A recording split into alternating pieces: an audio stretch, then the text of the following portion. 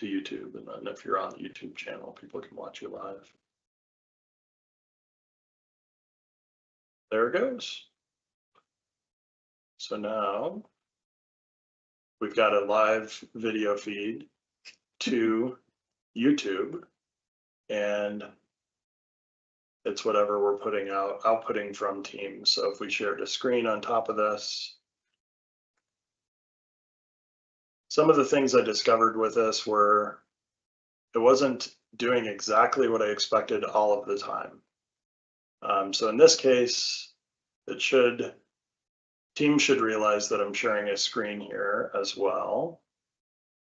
And then the output to the live event should also show the screen and then the video, but because it's squeezing the video, it's not doing us any benefit with like who's in the frame kind of thing, because it's trying to put us both in the frame. Okay.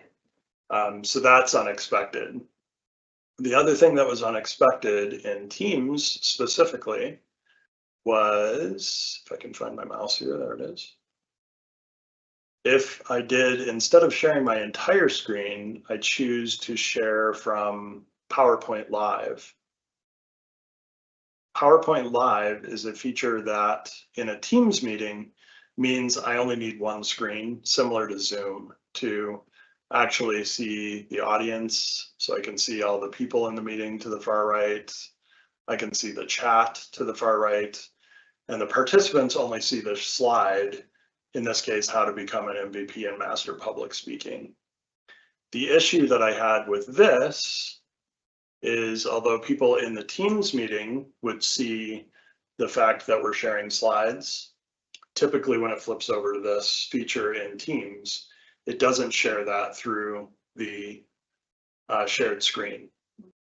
So now it's going to think that we're actually sharing slides, or we're going to think we are, and everybody in Teams is, but YouTube's not going to see the slides. Oh, interesting.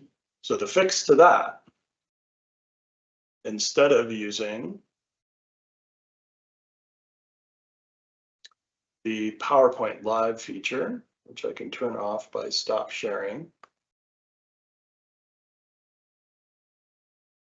you have the capability to share a window, and the window can be an app or a browser. So if I share a browser window here, let's find one where I'm not using it actively. There we go. I can also go to PowerPoint.new to create a new PowerPoint, because it doesn't really matter what PowerPoint I show you, the one I was working on or a new one. I didn't know you could do that. That's cool. Yeah, it's pretty cool. And then from here, because I'm sharing this window,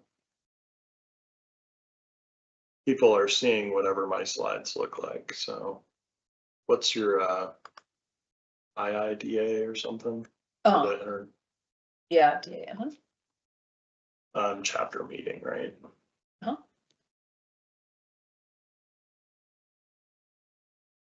So instead of this being something where maybe I have to decide if I'm showing captions or not showing captions, if you do this within Present Live from a browser perspective, one option that you have when you go to present,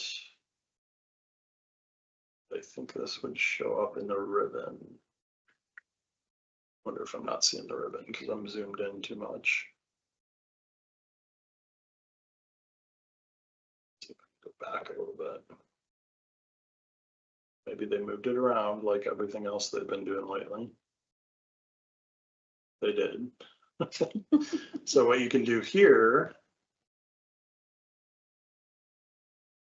is tell PowerPoint to present live. And what that does is it allows your audience to connect with their smartphone. So people can come into the meeting from Teams, Zoom, whatever it might be, or they can use a smartphone to connect in. And then once this shows a QR code, I scan the QR code with my phone to join the meeting, or you can use that link. The more people that join the meeting here, come here. Thought I clicked on it, but I must not have.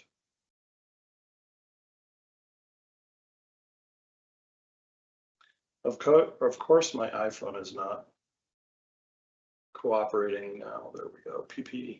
PPTMS. So that QR code just takes you to the link that you can see here. And then once I'm in the meeting, Oh, cool. looks like it wants me to log in. I'll log in as somebody. That account.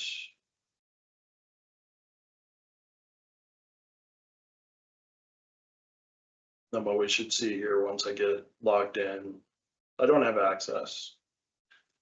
This one, only people in my organization can access. So you have to be in the organization for this. You can change before you go to present live. You should be able to set up a session that allows anonymous people to come in. But in that case, because we were showing what was in a browser, it won't show up in Teams, but it should show up on YouTube. If I can find the YouTube window. Live streaming. So this window, like 2 minutes ago, should have the browser shown. Okay. So that's some of the stuff I learned with Teams and live broadcasting. Was it's free, which is great. I can stop the live broadcast either from the YouTube side, or I can stop it from here. And to stop it from the YouTube side, there's an end stream button.